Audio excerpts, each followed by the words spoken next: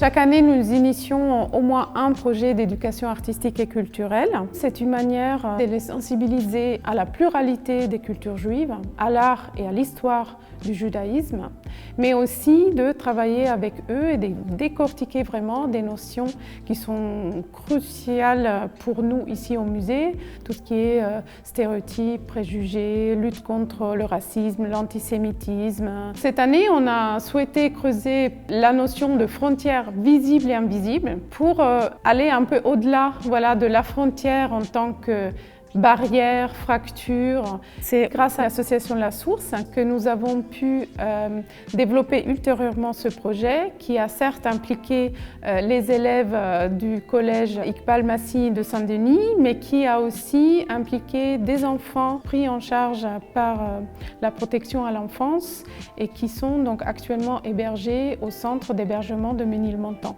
La Source organise des ateliers artistiques pour environ 10 000 enfants chaque année. Ces temps que les enfants passent avec des artistes, ce sont des moments d'évasion. Ça va être aussi des moments de concentration, des moments où ils vont s'affirmer, des moments où ils vont avoir pris du plaisir et ils vont avoir ressenti beaucoup de fierté, avoir réussi à mener un projet. Le musée m'a proposé de travailler avec le collège de Saint-Denis sur le thème frontières visibles-invisibles.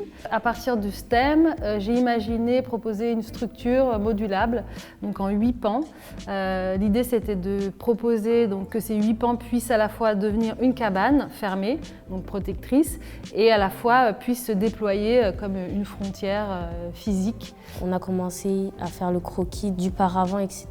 Puis on a commencé à faire tout ce qu'on allait mettre dessus, donc les écailles, les dessins, etc. C'est comme une maisonnette. Il y a tous nos projets qu'on a fait depuis le début du projet.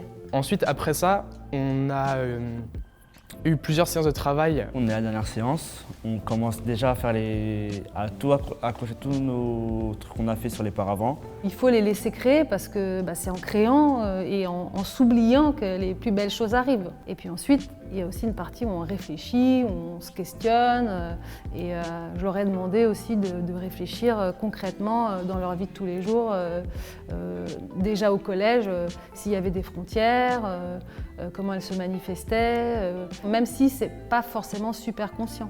Mais maintenant qu'ils doivent écrire leur texte, on se rend compte que oui, il y a des choses qui sont passées, ils y ont pensé, ils y ont réfléchi, et ça se concrétise plus, quoi. Ça, c'est la structure qui va se positionner. Il y a 8 panneaux.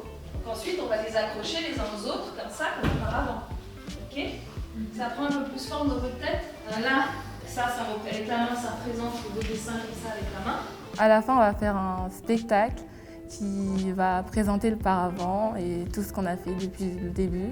On sera en groupe de 3 et on va expliquer ce que c'est une frontière pour nous.